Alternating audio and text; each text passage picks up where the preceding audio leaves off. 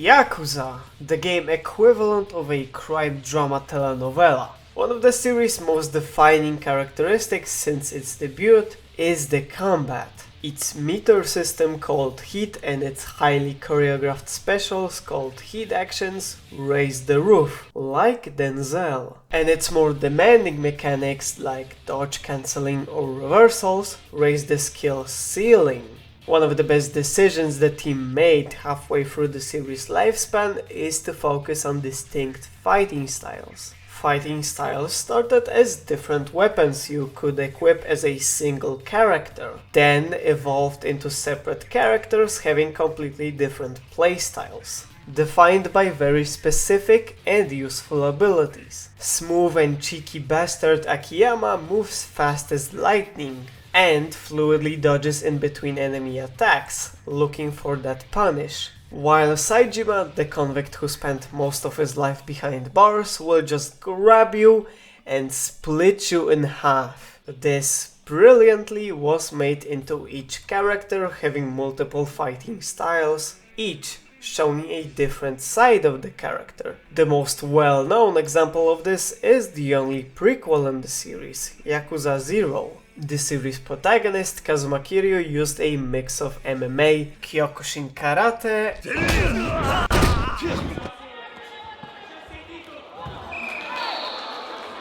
and wrestling in his fighting style, which we saw being refined more and more over the years.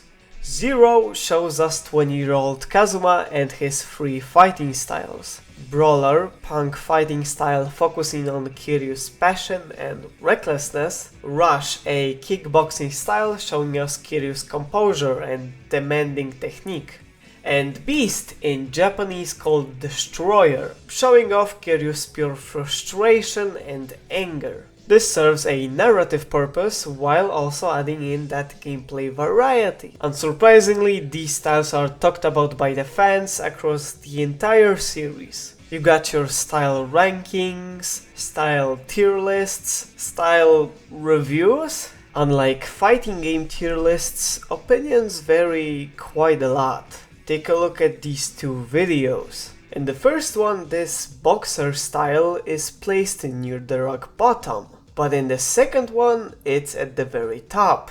But I wanna take a look at this from a different angle. You see, I don't really care about one-shotting bosses with counters or spamming the same abilities over and over again.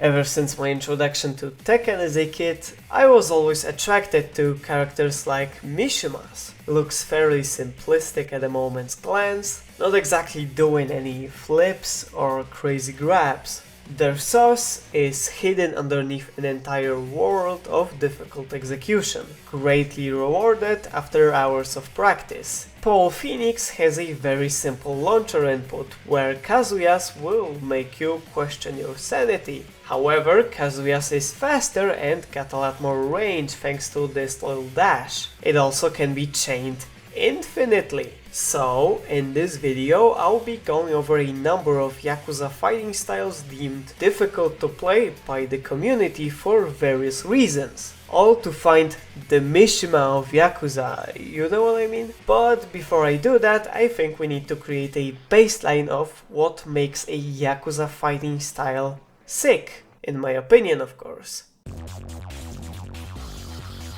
The difference in skill requirements between styles is the easiest to see in the most popular iteration of style switching, which is Yakuza 0, again. So let's get back to that game for a second.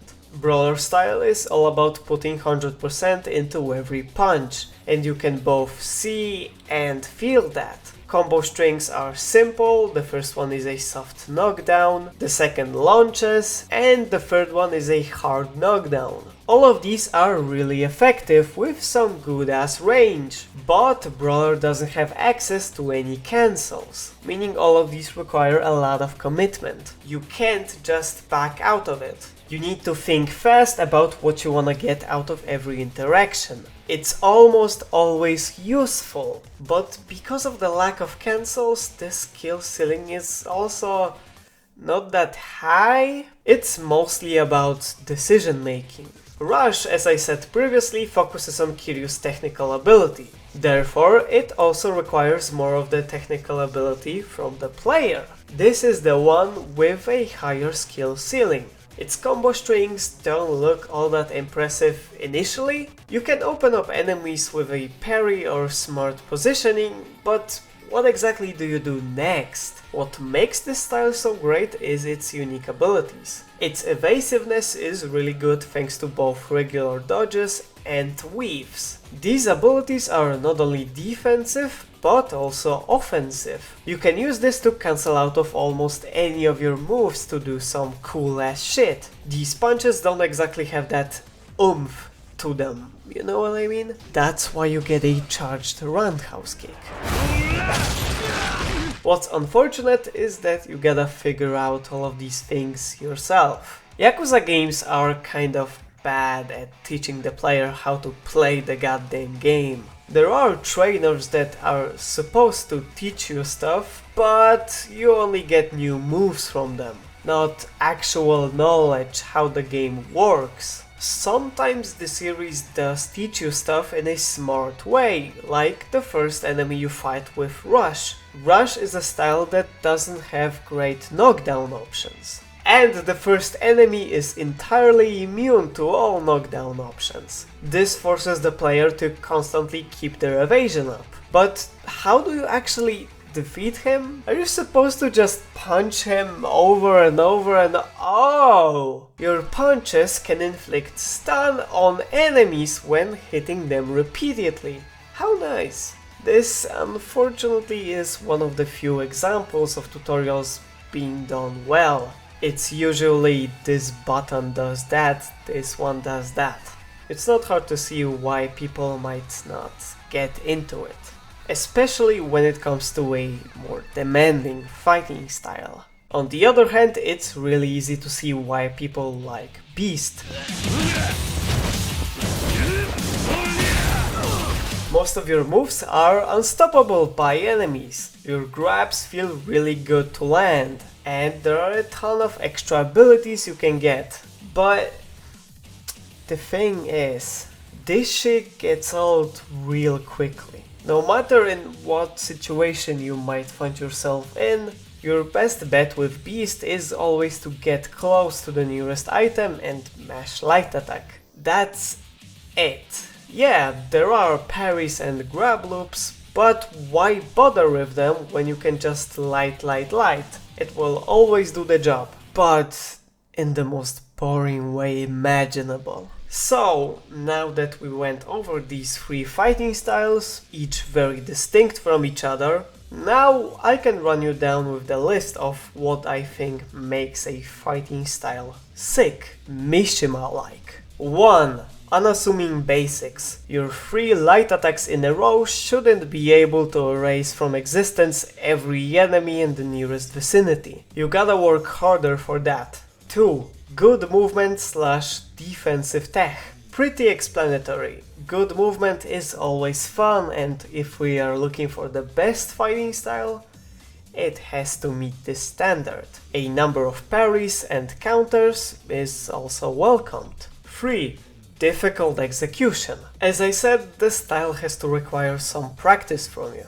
4. Situational moves. Moves that are useful sometimes but not always, like a weak combo string becoming a setup for some wall pressure, or a fucking horrendous shoulder tackle actually becoming the best combo extender in the game.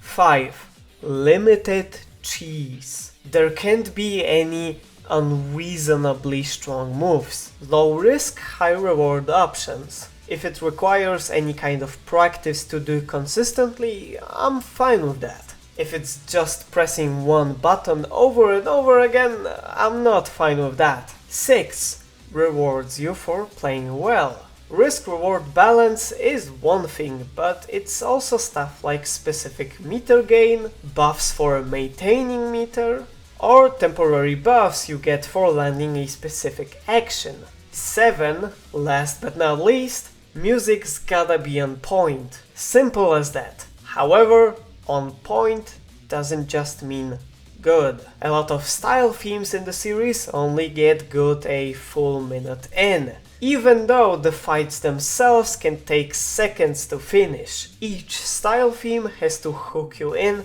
from the very beginning, or else bad. Today we are looking for a style that fits this description the most. We need 7 out of 7 booms on the boom meter. Let's see where the stacks up on the boom meter. Let's get back to Rush for a second. Despite being good, it's not perfect. Cancelling the basic string early on jails, meaning the enemy cannot move until the string is over. This is not hard to do.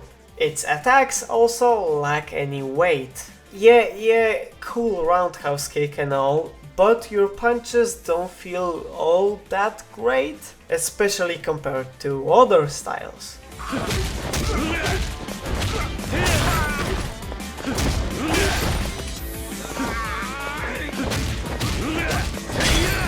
There also aren't any situational moves, really. You get this one specific counter when against the wall and that's kind of it, really. It does reward you for playing well, since your attack speed triples when you have full heat. But most importantly, the music is not really there. Yakuza 0's soundtrack has a very distinct electronic direction within the series. Some tracks focus on synths and echoed vocals,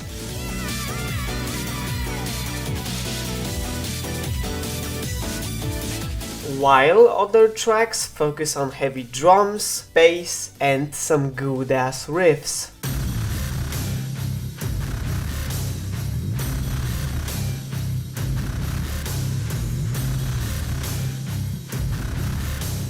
The Rush theme is none of that.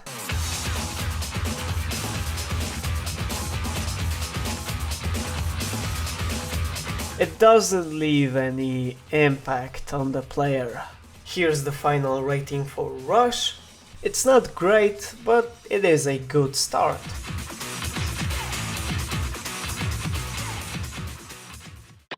Majima, the one-eyed assassin who doesn't actually assassinate anyone in the game, is the other protagonist of Yakuza 0, and his most unique style is Slugger.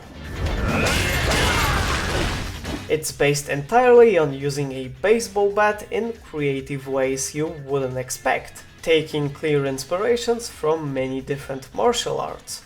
Similar to Rush, it requires a change of strategy. Its animations are great, it has some good range, good damage, a unique and safe attack when entering the style, but all of that at the cost of positioning. You can't just swing it willy-nilly. Your bat is a physical object and it will react appropriately when hit against a hard wall, staggering you for a moment. This shifts the style entirely. It's literally what if Beast required any thought. There are also a bunch of situational abilities, like being able to hit projectiles with your bat, as if it's a ball flying at you, or parrying bullets with a taunt. And maintaining your heat at its peak lets you ignore walls. This shit is so sick.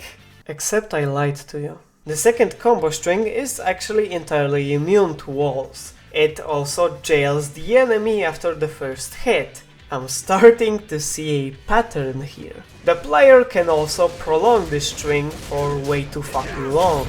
This sort of overshadows Slugger's biggest weakness. Slugger also has two incredibly easy to perform hit actions that you will use in every fight, let's be real. It was a good start, but it gradually got worse and worse. At least, the music is finally on point.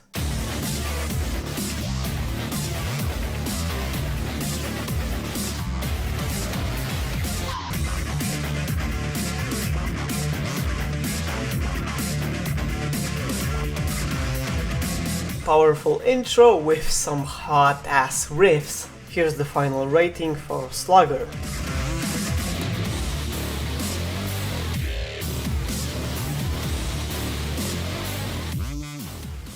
Actually, speaking of characters with some good ass music, Tanimura is a corrupt cop who is doubling down on immoral practices for the greater good of his community. His only appearance to this day is Yakuza 4, and to this day he is one of the most disliked protagonists in the series. But why? Well, he is the least imposing guy we get to play as. Therefore, he is forced to rely on his technique rather than pure strength. Similar to Rush, this also makes itself known while playing the game. His parry doesn't deal 2 health bars of damage, it just sets up the enemy for a follow-up. His combo strings are on the slower side, however all of them have unique properties to them. He is the only character in the game who can get a hard knockdown against large lads. Tanimura also gets the longest lasting launcher in the game, all with powerful follow-ups after each combo string, as long as you have enough meter. You're being rewarded for taking a risk. However, he is not that difficult to play. His parry stance lasts way too long. On top of that, it wall splats, meaning you can get really cheap with it. His throws are also really generous with iframes. I saw people using nothing but grabs during their entire playthrough while playing as Tanimura, and I'm not surprised. It's too good to stop using. But what about his combat music? Yakuza 4's soundtrack is really uneven, but Tanimura's theme doesn't let down.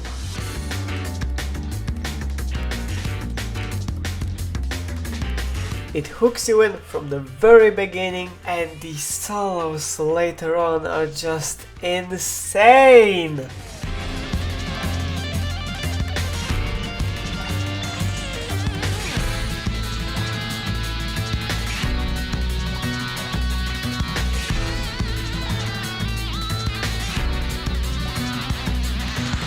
For a lot more detail about this character, you should definitely watch this video by Maxwell Painwell. Statistically, if you're watching this, you already saw his video, but on the off chance you didn't, go do so. But only after you're done with this one.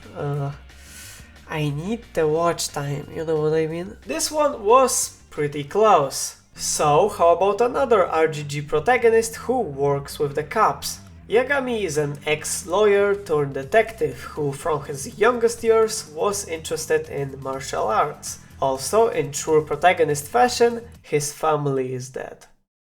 Oh, we're so sorry to hear about your brother that passed away. He gets 5 big booms.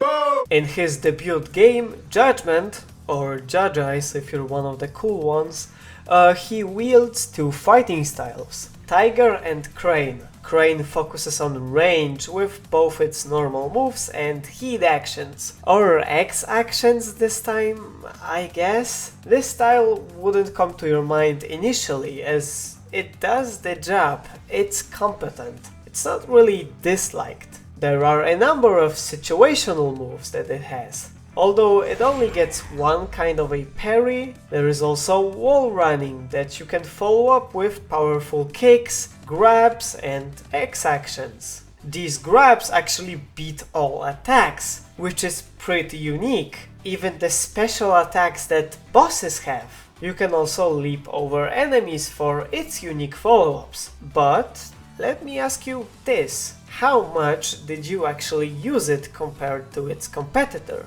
Well, here is every unique ability of each style. Crane simply gets outclassed. It's difficult to use against bosses, but is there even a reason to use it against them? Well, Crane was designed to be used against multiple enemies, and Tiger against a single foe.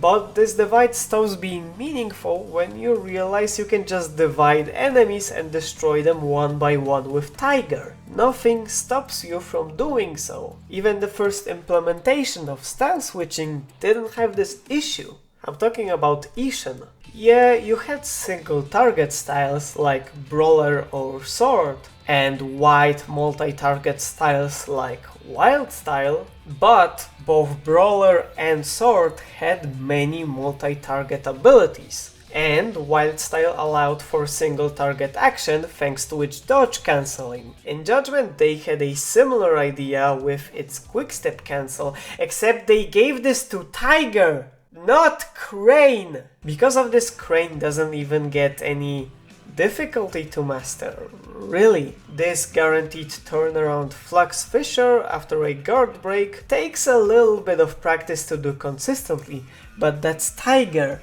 Again, does something save this style from not being pointless to use? Well, you notice it from the very first time you use it.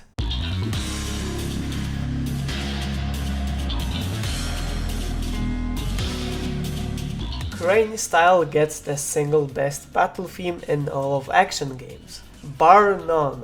Its intro is unbelievably memorable while still imposing. The main melody is also fun. A lot of other styles get filler parts in their theme songs, but this one doesn't. As the song goes on for longer, the more intense it gets, with more and more build-up.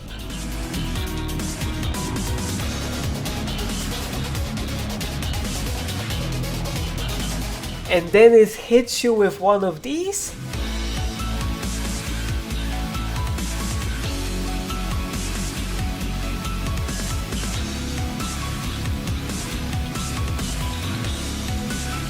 Afterwards, the song gives you some breathing room, only to suck you back in immediately with the main melody.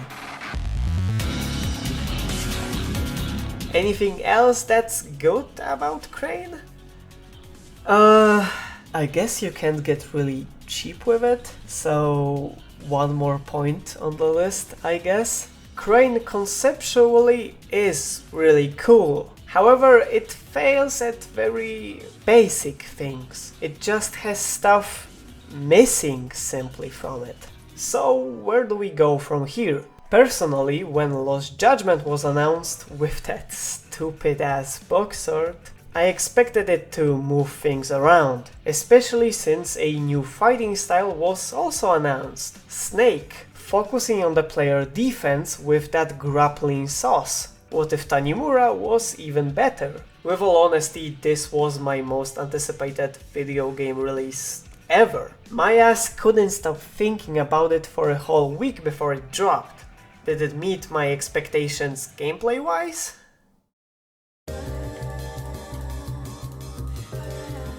Lost Judgment has my favorite combat system in all of 3D action games. And here's why. There's a ton of general improvements, like the sound design being drastically better.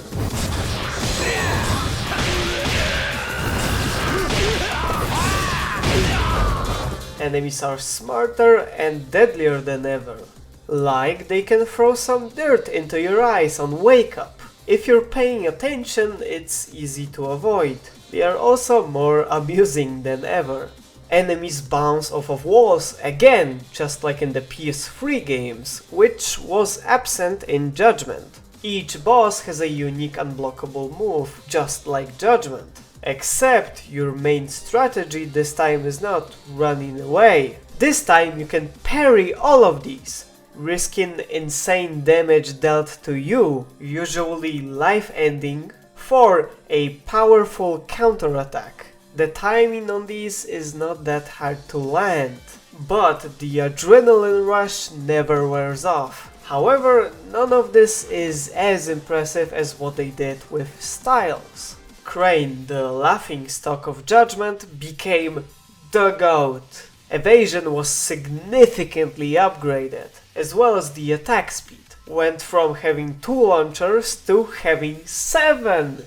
7! You can launch from a counter, from a taunt, Brian is now washed. Its quick-step attacks became, haha, the quickest knockdown option available in the game. You can actually jump now with Crane. From this stance you can either do a wide quick attack, launch, or do this kick with guard break properties. On guard break it actually relaunches you into the air, which is kinda hot. You can parry projectiles back at enemies. While burning the meter, Yagami does this parry automatically. Most importantly, performing perfect dodges increases your attack speed for a set amount of time, opening up to you more possibilities. This boost carries over to other styles. Tiger needed buffs the least, and it still got some.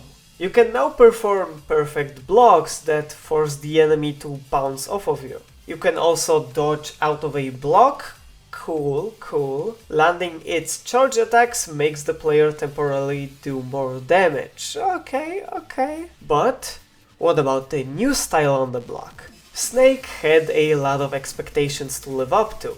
So, how did it manage to meet them? All of its combo strings end with a transition into a grab stance, which has multiple ways out of it. Grabs can also disarm enemies of their weapons. Its parry can wall splat, 2 different sets of quickstep attacks, all inflicting stun on the enemy. Its charged heavy attacks inflict a new status ailment, Agony. It makes enemies unable to dodge effectively, and lasts longer than a regular old stun. Performing certain actions like parries makes enemies panic, which has its own set of follow-ups. Did I mention that parries can also disarm motherfuckers? Yeah, they can! Each style is best at different aspects, meaning you have to take advantage of your entire toolkit to play effectively. Some might even say, a detective's toolkit. Unfortunately, these 3 styles still have caveats. First of all, these styles kinda have a bad meter gain. It takes ages to actually fill up, and a lot of your coolest options are tied to EX. Yeah, if the gain was better, then the player could spam some of its strongest moves over and over again. But that should be a reason to make these moves more balanced, rather than gimping the entire meter system because of these moves. Most importantly, take a seat for this one. The music is not on point.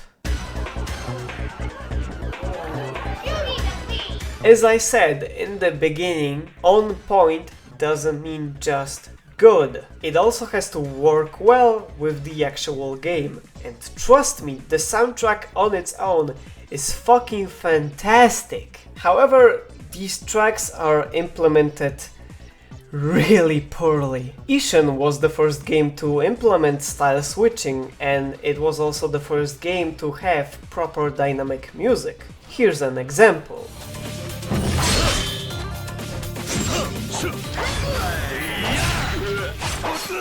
The music adapts to what's happening during a battle by jumping to a different part of a track when you switch styles.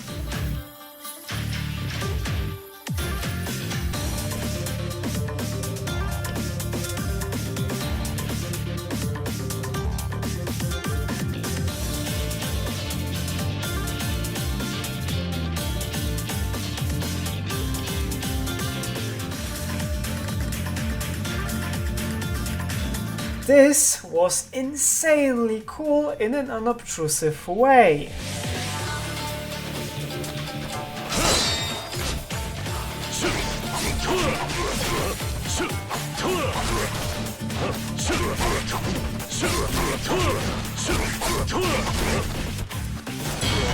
After Ishin, most style-switching games followed a pattern of each style having its own theme song. Lost Judgment does this too. Here's the thing, these games didn't incentivize style switching nearly as much as Lost Judgment did. And each style switch plays the song from the very beginning. This is how an average fight sounds like in this game.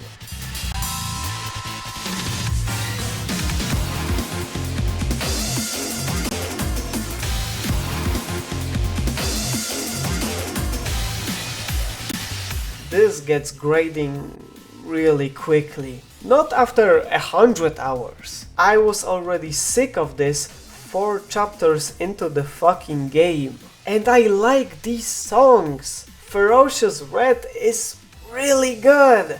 But the game made me hate it. So, is there something I'm missing that changes all of this? And wasn't this video about looking for the best single style? Why am I talking about the overall combat of the game? Oh yeah.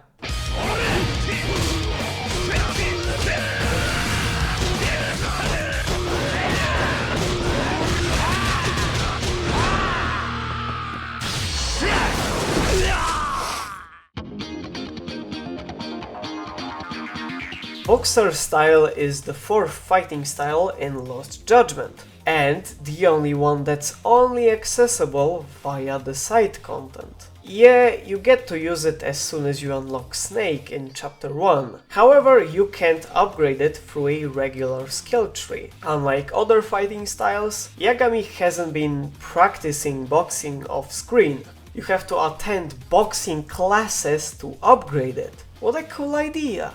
But how does it actually feel to play? Let's start with its fundamentals. Well, you don't have access to your usual combo strings. Instead, you can jab, straight, and hook. You can do 4 jabs in a row, and from either one of these you can convert it into a straight or a hook. With the uppercut upgrade, you get access to a string-ending launcher. Holding down any button at any time gives you something. Holding down jab performs a triple jab, 3 jabs in a quick succession. Okay, but what's their purpose compared to just doing 3 jabs normally? Well, triple jab actually wall splats, and this will come back later on as something important. So keep this in mind. Charged straight is called Chizuru Lance, I think.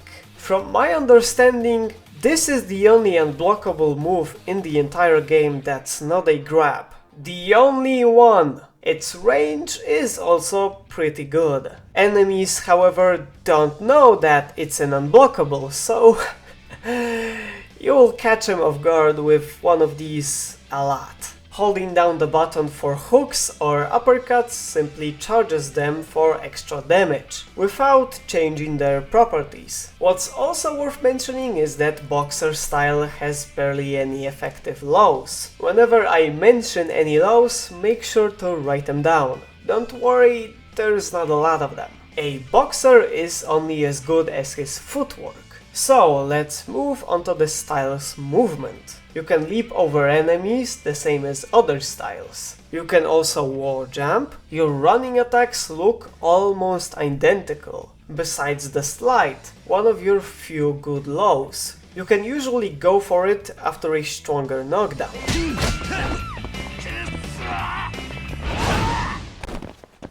Your evasion is really good. You can chain 3 quick steps in a row, however each being worse than the former. You can perform jabs, straights and hooks out of a quick step. Jab has only side and forward variants, not back. Forward jab is your default combo extender with a cancel. This also combos into itself. Lee would be proud.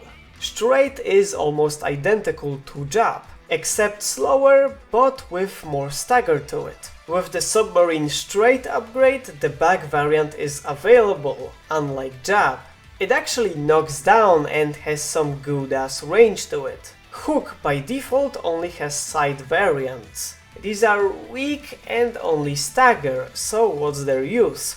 Well, specifically on counter hit, they knock down. With the uppercut upgrade, you also get access to forward and back variants, which are uppercuts unsurprisingly. Forward staggers on counter hit knocks down, while the back one is really tricky to land. But it launches. Since we're already going over counter hits, let's move on to specifically the defense. You can jab right after blocking a move. It's not great, but it's always something. Boxer, similar to Tiger, can perfect guard. and a straight right after is a fast knockdown with some good damage. And you can parry unblockables with this dope looking counter. These are the basic counters. Let's go over Champion's abilities. Don't worry, I'm not talking about League. Champion's Hook deals good damage, but most importantly, it inflicts agony on the enemy. Champion's Straight deals even more damage and sends the enemy flying. Last but not least, Champion's Jab deals the least damage of these three, but it is the easiest to land. This staggers the enemy for a good while, allowing you to do some shenanigans. Landing it multiple times stuns the enemy. This also works on bosses. Okay, but what's the trick for using the most out of all of these abilities? Well, Boxer is dripping with that EX sauce. With Boxer, Yagami has access to a ton of both great techniques requiring heat and good abilities for gaining heat. Besides just landing hits, you can also gain meter by taunting normally, taunting AoE, emoting on enemies for a full bar of heat, perfect dodging, blocking, and perfect guarding. All of this combines with its passive upgrades, all aimed at making the EX gauge easier to maintain, directly aiming at one of the main issues with the base roster, Lost Judgment. From your EX you get access to a devastating blow to an agonized enemy, easy to land counter for when you're specifically at low health, sort of a get out of jail free card. Yagami will also automatically guard attacks when in EX, as long as you don't mistime an attack. This obviously doesn't apply to weapons, grabs, and other unblockables. Oh wait, in EX you block weapon attacks. Okay. Unlike Judgment, where you're actually invulnerable when burning your meter, you can still die easily with Boxer. Don't think the game is gonna play itself. Your combo string exclusive to EX is really fun to do. It has great range and the last few hits just go fucking nuts. You can also cancel out of it when the enemy dies too quickly to not waste your time or meter. So what's the style's ultimate X action though? For other styles, it was always a follow-up to the EX combo string, or like with Snake, to its EX grab. Well, for a Boxer, it's actually situational. It's specifically for a wall splat. Yes, you can do it with the EX combo, but you can also wall splat with the simple as triple jab or a straight. You can also enter EX after the wall splat starts and you still have enough time to perform it. The entire style just works so well on its own. It's so on point at everything. What's also on point is the music.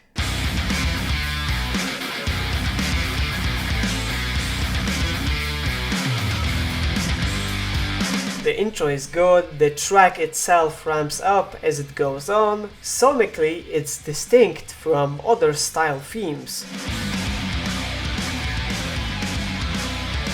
As the style itself is the most unique. It's not a Chinese martial art that originates in the wild located within the distant peaks of Huashan.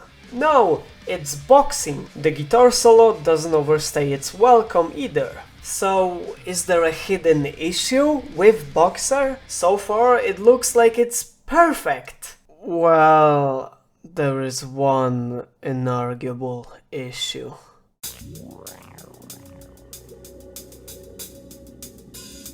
Unfortunately, Yakuza is an IP owned by a Japanese publisher, SEGA. This means there is a shit ton of anti-consumer DLCs for these games. Originally, it wasn't horrible. The PS3 games had outfits and items speeding up the progression of the game locked behind DLC, preying on gamers worse at the game to buy healing items, is shit. But they've proved later on that they can be much worse at this. The 7th mainline entry in the series, Yakuza Like a Dragon, had 3 separate editions sold in Asia, with the base game missing some actually crucial content, like the second post-game dungeon, New Game Plus, difficulty settings, all alongside the usual outfits and healing items. When the game released in English, they were too scared to pull this shit off and released the second tier as the base game. With Yakuza 7's sequel, prequel, interquel, they decided to not even bother and didn't include neither New Game Plus or a post-game difficulty setting at all in the game, despite these being a series staple, not even as DLCs this time. This time they released unfinished and borderline embarrassing playable characters for the game's arena as DLCs, despite these 3 characters having less moves combined than Crane on its own. I didn't even include any X actions / heat actions, as these 3 characters don't even get them, and with 7's actual sequel they went balls out and made it so New Game Plus and difficulty settings are exclusive to DLC owners in actually all regions. They didn't stop there. Instead of 1 post-game dungeon being locked behind DLC, like with 7, they locked 5 of them behind DLC, each with their own music and bosses as well. This fucking sucks. Boxer style originally was also locked behind DLC. Not the boxing storyline, nah, all of that was in the base game, just the boxer style in regular combat. This makes me question if the style is so good because they wanted to make it good, or did they just want it to sell well? The nanosecond boxer dropped, GameFAQs forums were flooded with messages calling it the pay-to-win style, and honestly, is it unreasonable to say so? I don't know. The style is thankfully available on Steam with the base game now. Similarly to how Yakuza 7's shitty DLCs were later repackaged with the base game. Hooray, I guess. Oh, I was one of the people who paid for the boxer style before it was released, similarly to Gaiden's bonus characters. I pre-purchased that shit immediately and later regretted it. So here's my message to you. You don't need to support shitty business practices just because they are attached to a game you like. If they are well made, you get nothing of value for pre-ordering them. And if they suck, you save yourself some extra bucks. Yakuza is no longer a struggling brand with barely any fans, like in the good old days when we waited 3 years for Yakuza 5 to be translated. It's now SEGA's 3rd, if not 2nd biggest brand. The series won't go anywhere, but if we vote with our wallets, these shitty DLCs will. Considering that RGG is basically apologizing for some of these bad DLCs, might be a good sign.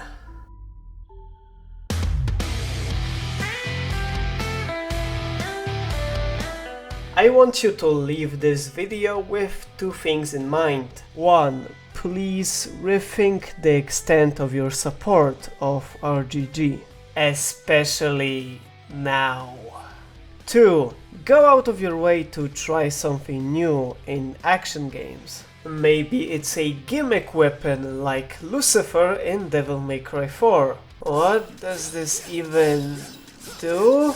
Oh shit! Or maybe it's a whole game that you weren't sure of. Originally I didn't use Boxer at all because of how different it was. I didn't try to learn it. And now look at me. Look at how much time I've spent on talking about it. Here's the final ranking of the style. 7 out of 7 booms on the boom meter. This joke was never funny to begin with.